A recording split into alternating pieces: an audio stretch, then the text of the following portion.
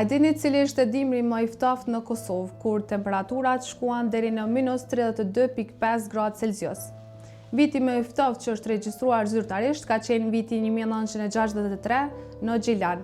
Siç raportonte gazeta Rilindja, ishte shumë më ftoftë tek ne se sa në Evropën Veriore.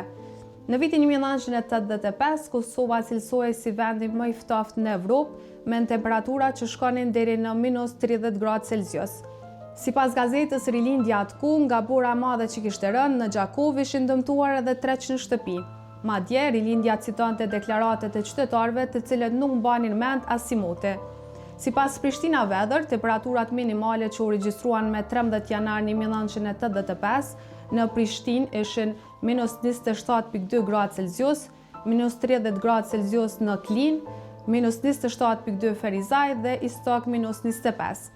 Sipas matjeve në 3 stacionet kryesore të Kosovës, trashësia e burrës në atku kishte arritur në Prishtinë 44 cm, Pejna të 9 cm, ndërsa në Prizrenta të 5 cm.